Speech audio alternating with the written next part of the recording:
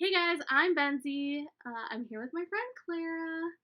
I kind of talked about this in my last video, but I'm living with Clara for a few weeks so we can transition to the Uberman Sleep schedule, which I didn't really talk about what that was. Clara read this book that I've owned for years, and so has more knowledge I'd say than book you. smart knowledge. Oh yeah, I guess I And don't. I have 1,000%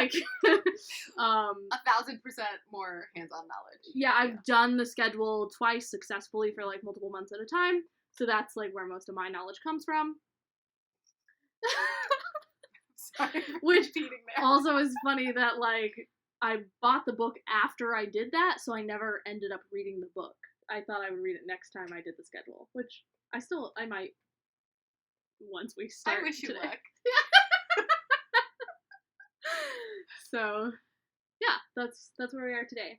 Okay. We had a good first day. We napped. We full sleepy nap we allowed ourselves to have. So, in this video, we're gonna decide on our nap times, discuss some goals and things we wrote out as stuff to do, and generally talk about what the Uberman sleep schedule is, and hopefully some information you learned from the book that I wouldn't have. I'll do my best. Yeah. Yeah, it was a week ago, so. And I'm pretty sleepy already, so. You've only been awake for 2 hours. Yeah. Yeah. So on scheduling naps and choosing what time, I have been glitching kind of hard about what time. I basically want to decide where my naps lie entirely on evenings, based on evening plans and figuring out a way that I won't miss out or have to leave in the middle of the most things. Yeah, so yeah. I imagined with your reading schedule, 6:30, 10:30, 2:30 being a good schedule for you. Yeah, we usually don't start as early as 6:30, and we usually my friend and I usually hang out until about 11. Okay, I thought you said you started at 7. Lately, it's been 8:30 because we're not in the place. Okay. When the pandemic wasn't going on, it was in person, and I would show up at my niece's house at 7:30 at the latest. But so you can do a 7-11 3. I could do that. Yeah, I had been thinking 7:30, 11:30 kind of a deal, but actually the conflict goal tonight made me feel what if that's right in the middle of something that I want to go to, and so I've been, I don't know. I think what I actually need to land on is no matter where I put it, sometimes you're gonna miss things. I'm gonna miss things, and that's okay. Yeah. And also, if we are proactive about being the people, because a lot of those discussion groups and stuff, whoever schedules them first just has control of it. I feel so much better now. We can just be the really people vocal. who schedule it. Yeah. So I'll make it a standard that everything starts at 8, doesn't it? Everybody knows 8 or 4. Yeah. 4 too. Okay. So, cool. Okay, then I feel good about. So you want 7? I think I want 7:30, 11:30. And have it be, because it's a 20-minute nap, but you kind of want to leave a 30-minute block, right? So I would think, if I'm doing, 11:30 p.m. and a.m., I guess, then that gives me, 5 minutes of wiggle room to, lie down, and then I'm napping from, 11:35 to 11:55, and then there's, 5 minutes wiggle room in my, schedule to, get up. Yeah. But really, the nap is, 11:35. Yeah, to nap is exactly 20 minutes, but you have that 10-minute buffer. That's what I want, too. If you want the 7:30, 11:30, 3:30, I will take 7, 11, 3. Okay. So. Neat. Yeah. Cool. Yeah, I'm excited about, I kind of want my my awake blocks to start on the hour. I think I want that. And I like that they would start at midnight and 4 and 8. Okay. Cool. So we figured that out. Wow. Oh shit. Wait, what time? Wait, also we didn't even talk about what the Uberman sleep schedule is. Yeah, but hold on. Because okay, I can't read this. It's 7:38 right now. So you just get the next nap. Being tired is part of the thing. I know, but I'm just, we're gonna start, and so we're missing a nap right now. Yeah. And I just feel we're gonna It'll be okay. We didn't even figure out our times yet. So you're That's saying true. we So missed a nap without even knowing our time. It'll be okay. Yeah. Okay, so why don't you talk a little bit about what the Uberman Sleep schedule is? I will do my best. It is a sleep schedule where instead of sleeping between 7 and 9 hours every night in one big chunk, you sleep for 20 minutes 6 times a day for a total of 2 hours of sleep. Every 3 hours and 40 minutes. Yeah. Or really it's like from the end to the start, but it's every 4 hours. But, just being pedantic. But it, the theory behind it, maybe, is that you train your body or brain, or both, to, go directly into the sleep that it actually needs in order to get, rest. Which is REM. Yeah. That I actually did not feel like the book taught me, is, like, how sleep cycles work. I mean, maybe it just was, like, but, yeah. But in any event, like, whatever stages of sleep we actually need in order to function as humans, getting it all in one block actually allows your body to be, like, less efficient in getting that. Miguel. Cat sounds.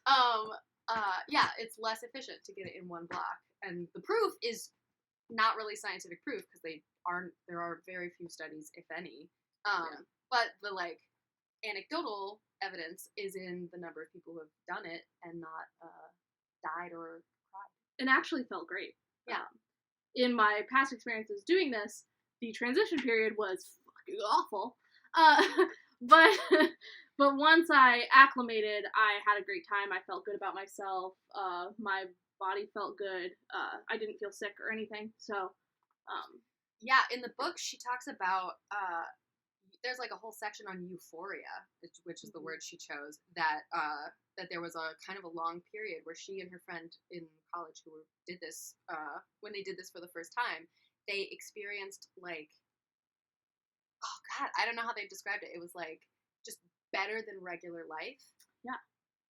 Like high all the time, only not, like, more in tune and more connected and more capable. And well, if you think about psychedelic experiences, like, a lot of time what I feel like I'm feeling during psychedelic is not a fake reality or hallucination, but that I'm just, like, able to focus on reality better than normal. Yeah. I mostly just meant to distinguish between, like, high and impaired. The way she described it was, like, yeah, kind of high, only really capable and, like super, I mean, like, microdosing is what I would compare it to. Yeah. So. We'll find out. I want to feel euphoric. I also want to feel really miserable in the transition. Like, yeah. I'm all in for that experience as well. So one of the things I'm interested to find out about myself is, the first time I did the schedule, it took me the full, like, multi-week transition before I felt really good.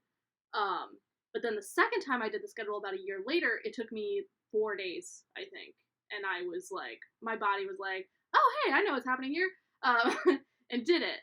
So it has been, like, 8 or more years since I did it now. So I am, like, really interested if it's going to take me the full time again, as if I never did it, or if my body will recognize what's happening.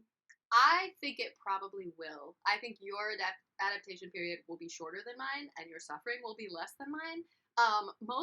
My main reason for thinking that is that, like, you still told me you have the skill of, like, falling asleep immediately, and I've witnessed it and been shocked and jealous and like stayed awake for another hour and a half when I was exhausted. And that's, like, even if I don't stay on this sleeping schedule for the rest of my life, I still, like, that's, if I get that superpower, that will be enough.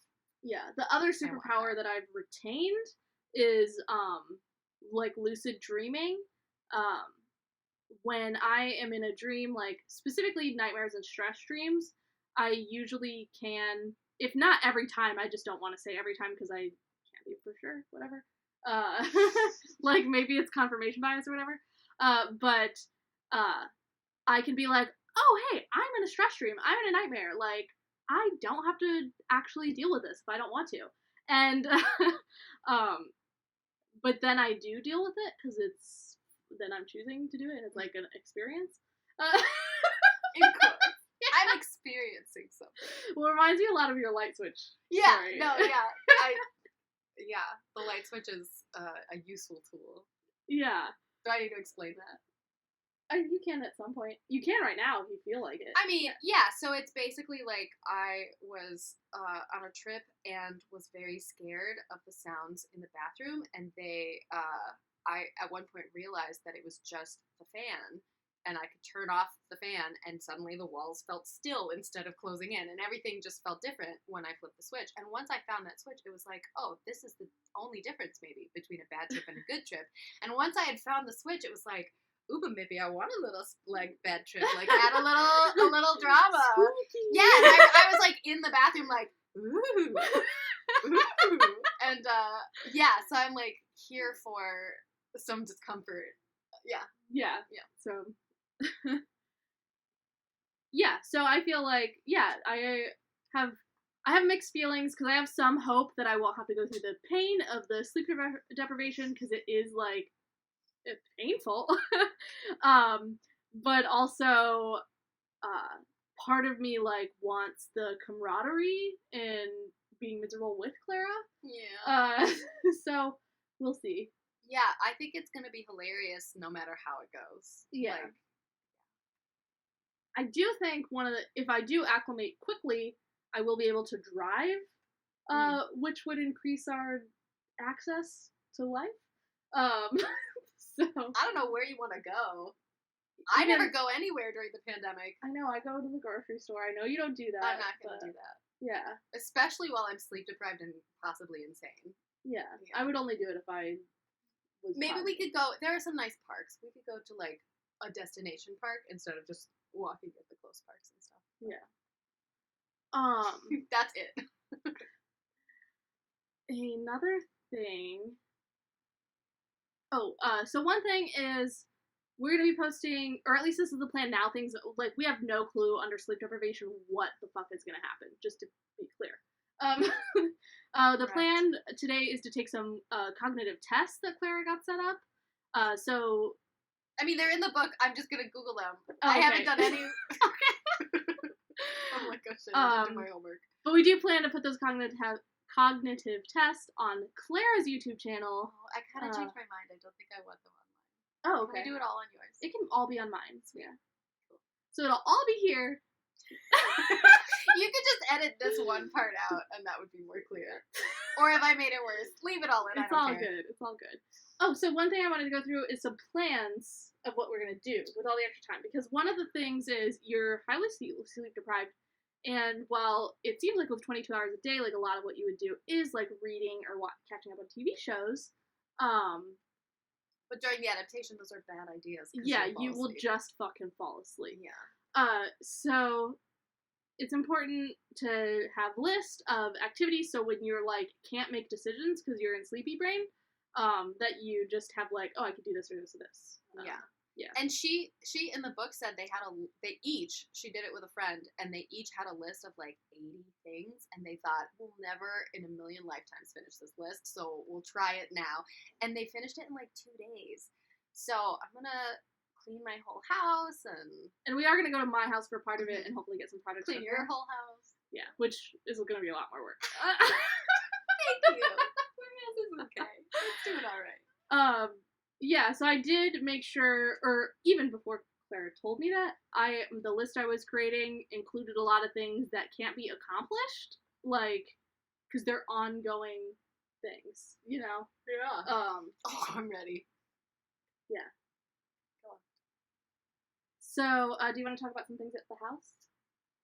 Things at the house, like list things? Yeah. Yeah, I have a lot of, like, house things that I've put off because I just moved into this house a few months ago. So like I'm gonna hang all my art and hang some command hooks, and I want to organize my DVDs, and I want to maybe I'll organize my CDs. Ooh, that's daunting. Ooh. So I guess I have to do that one. And then I also I recently tried to make a master list of all of the things that were bouncing in my head that I was like, I need to do this. Oh, I also need to do this. And I just made a master list, and then I stopped looking at it because it was so long. So that's just where I'll start. There's a lot of stuff on it. That's exciting.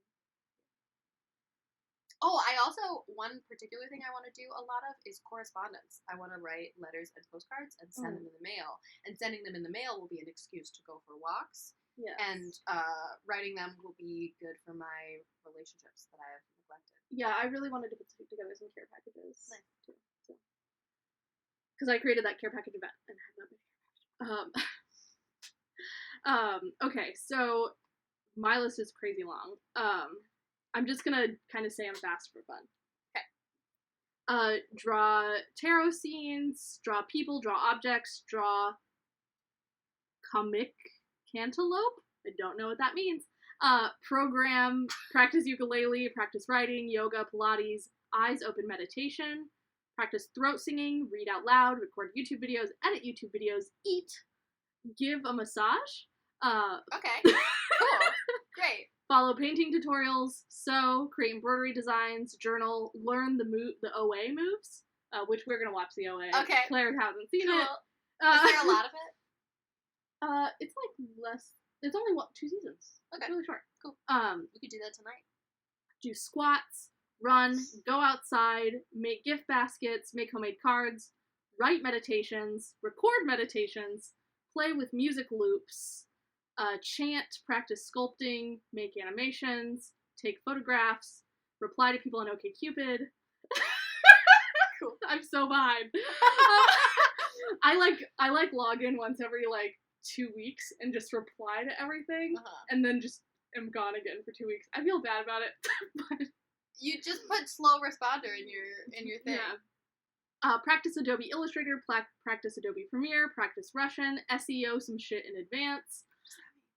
SEO is the search terms you put on your videos or blog posts or anything. So when people Google it, it's more likely to show up. Oh, I never did that. And I'm really bad at it. Yeah. Write an essay, write a letter, skin an animal. Where are you gonna get an animal? Well, I have all those mice for my bugs. You haven't skinned. Oh. I usually just put it with the fur in there, but you're supposed to actually skin it beforehand. Okay. So that's cool. I would finally try and do it. Yeah.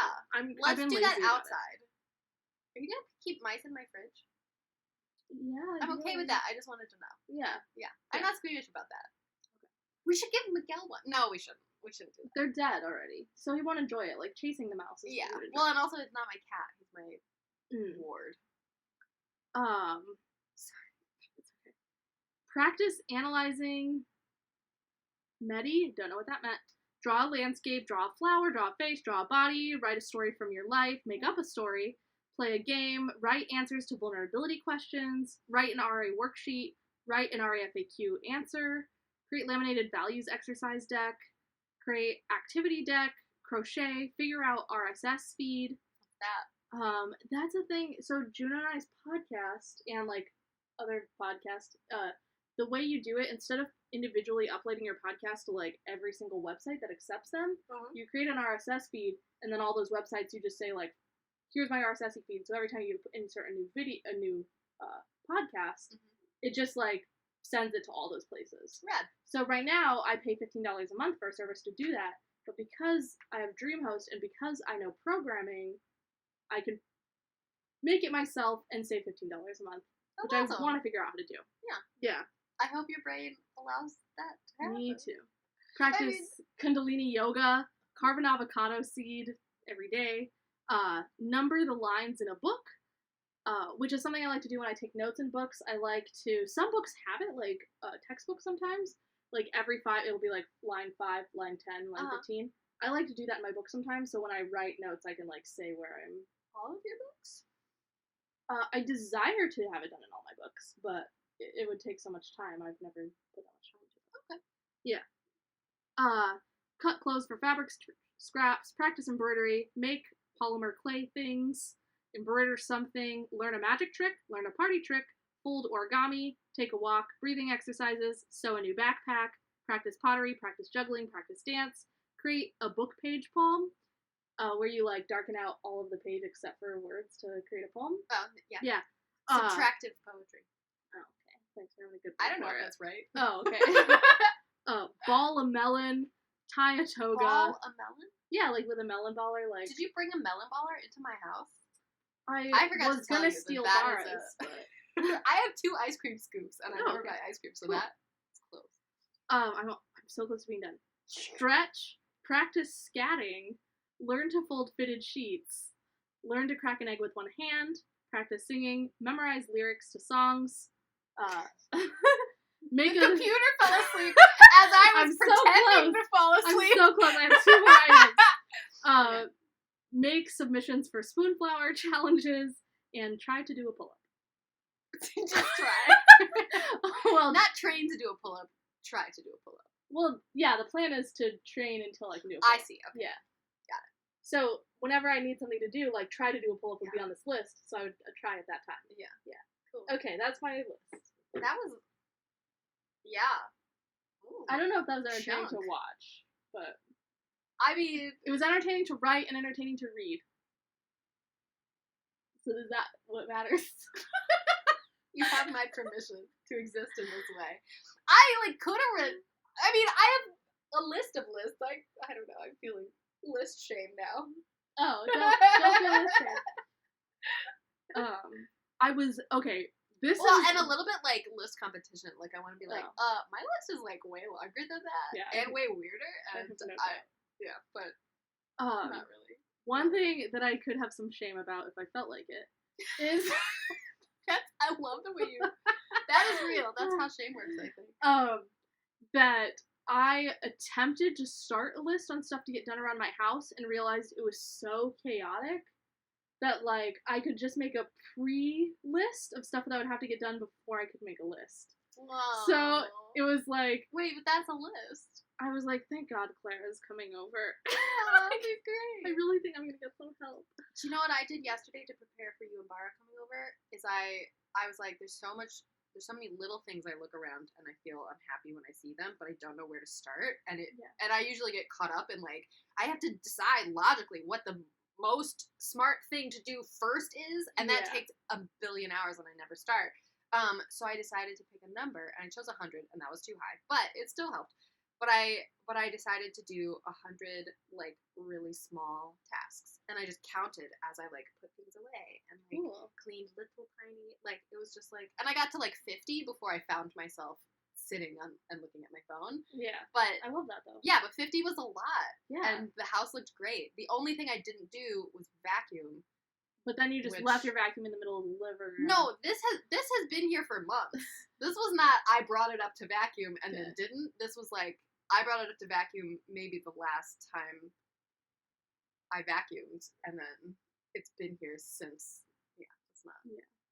In any event, we can just do that. We'll just go one at a time and then take a nap. And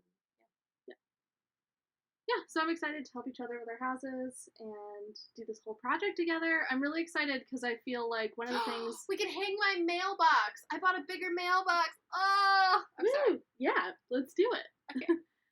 One of the things I'm excited about that I feel like I miss out in a lot of my non-monogamy practice, especially because I do have like an established living situation with someone, Devin, who I've mentioned that before. Old chestnut.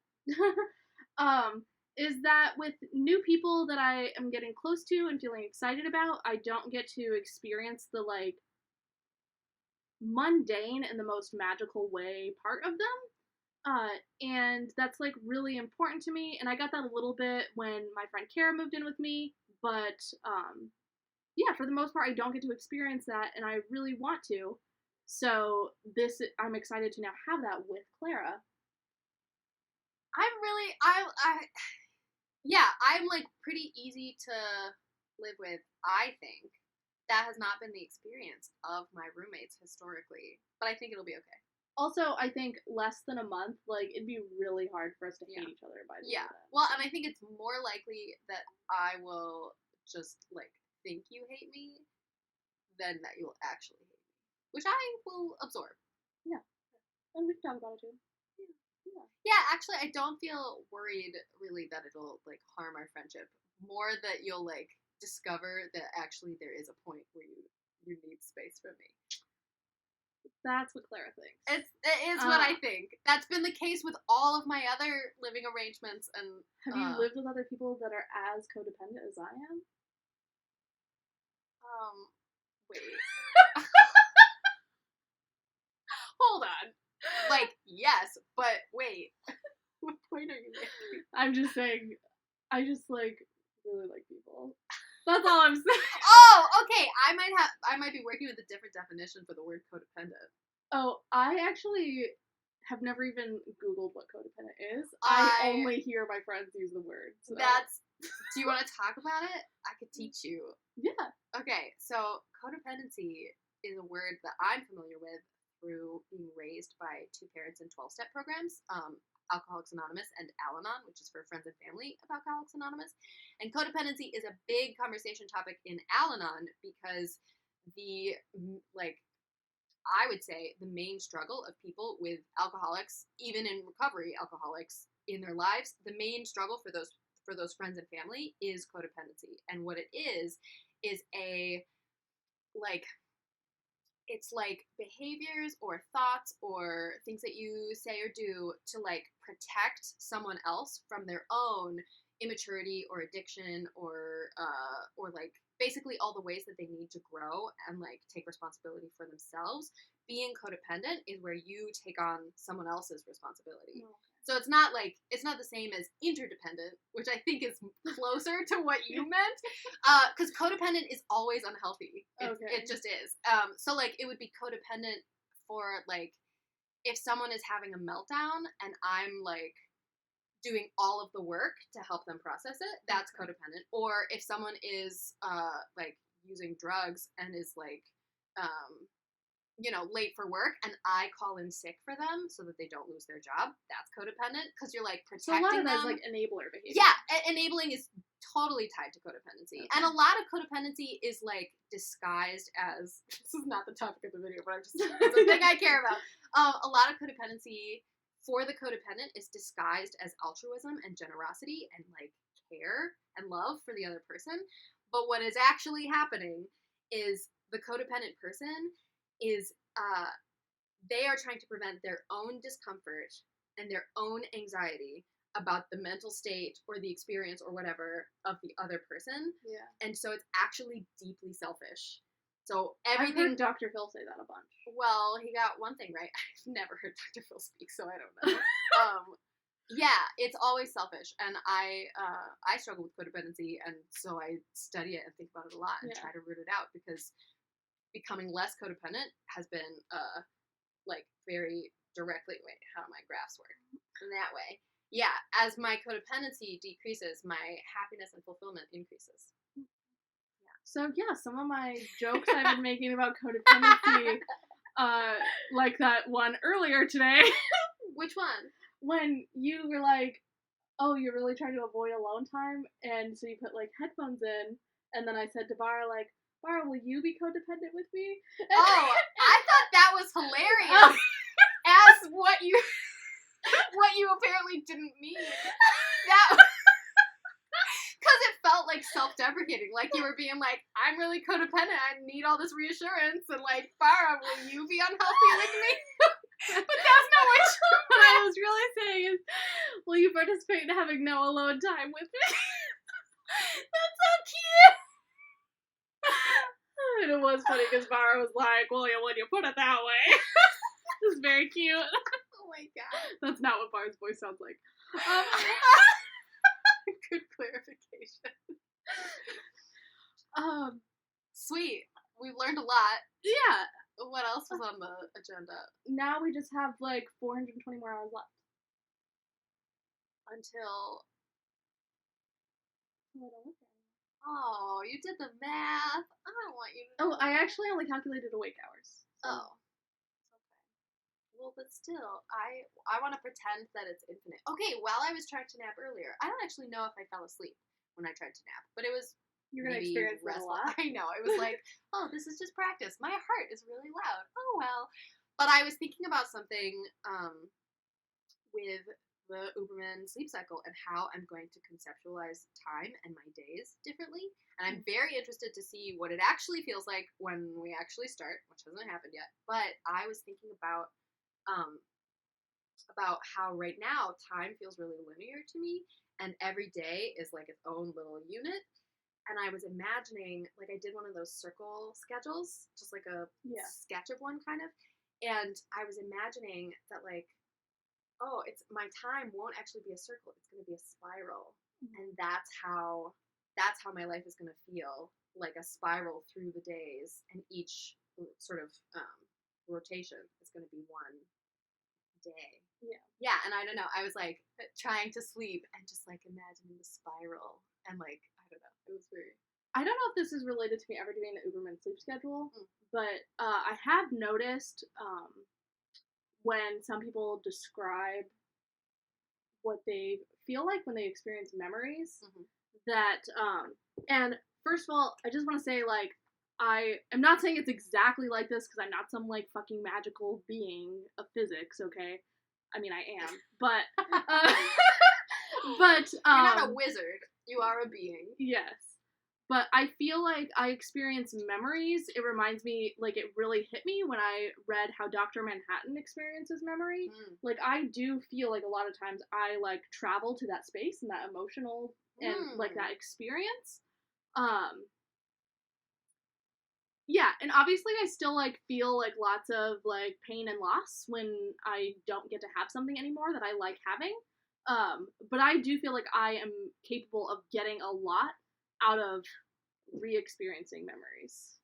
Neat. And I think in a way that allows me to like not experience time as completely linear.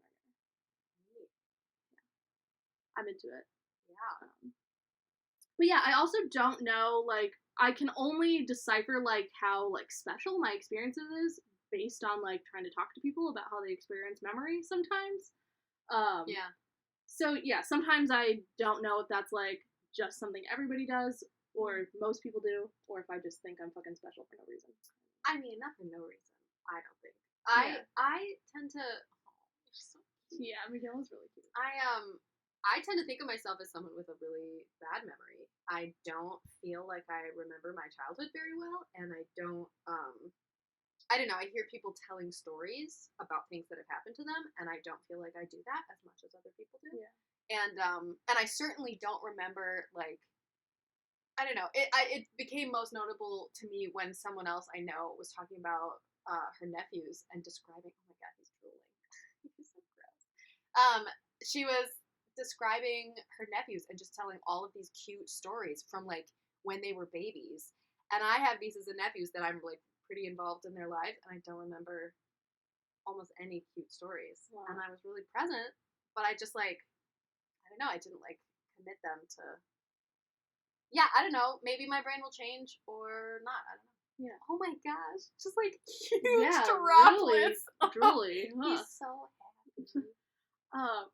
But it is interesting because I actually don't consider myself someone with really good memory in general because, like, I can't remember the plots of TV shows that I've watched. Oh, I can do that. Actually, my memory's okay with that. Yeah, because remember we talked about, like, I didn't remember Gus died in Breaking Bad. And like, also, sometimes I read a book, I'm like, wow, I loved that book. And then somebody's like, what is the book about? And I'm like, huh. Oh. I might have a new take on my shitty memory. Maybe I'm just, like, putting all of the work into remembering fictional things. And, like, my takeaways from those. Because I have, like, a lot of, interesting. Yeah, so. You know what, though? I do a time travel thing, sort of. I do a thing where if I'm disappointed with how something is going, or I feel like things are going wrong from, like, a plan that I've made, I will imagine that I can time travel into my body and brain at the time when I was, like, making the plan or thinking the expectations for the future, and I will insert thoughts into my past self and imagine that I had anticipated whatever it is that's gone wrong and been like, it'll be okay if that happens. That's, like, part of the allowable realities. And then I come back to the present, you know, and then I'm like, oh yeah, this is, like, part of it. Nothing's gone wrong. I love this was that. all part of the plan. It's really useful and helpful for me, but it's hard to, like, explain to people because they're like, wait, are you time traveling? But it really, I love you so much. Sorry. Okay, that's this video. If you think it would be cool to follow our journey through sleep deprivation and sleep euphoria, and sleep pain. Yeah. Like, comment, subscribe, do all the things. And even though we're not going to post these videos on Claire's channel, she does have, like, a weird ukulele channel. Is there other stuff besides ukulele? It was like a kind of a, what is my god goddamn channel. It's mostly music. It's mostly Yeah. original songs. There's one cover that I did with my niece, which was fun. And yeah, it's like original music and me being awkward in like 2 videos, and that's it. Oh, 2? I thought you had more. I mean, no, I have like, there's like more than a dozen songs. There's, and just 2 awkward videos. I think there's, I don't watch my own videos, but I think I started with like a statement video of like, here's what I'm gonna try and do, and here's the philosophical underpinnings of this year-long project that I'm embarking on, and mostly what I landed on was like, yeah, I mean, I don't actually like being on camera that much. I mean, this is going fine. Sucks to suck. Right. Yeah. But I really like making music, and sharing music is important to me, and I didn't have an outlet for it, so I was experimenting really with outlets. And yeah, I've uploaded 1 video in the last 15 months. And maybe we'll do more. Who knows? I don't know. I'll do whatever I want. I have always wanted to like have a consistent YouTube channel, but I have to say I'm so thankful that all of my shitty teenager libertarian videos that I made are not on the internet. Like I did not have that phase. I feel bad for you. And I have some fear that eventually I'll like look back on this phase and be like, oh god, why did I say that online? But I am committed to learning in public at this point, so. Because I feel like I already had to, like, come to terms with that with the podcast, is, like, I'm going to say stuff that I regret. Yeah. And I think you did a whole episode about that. Oh, yeah, we did the episode on, whatever. Follow my podcast, snakeoilpodcast.com. The podcast is great. I really like it.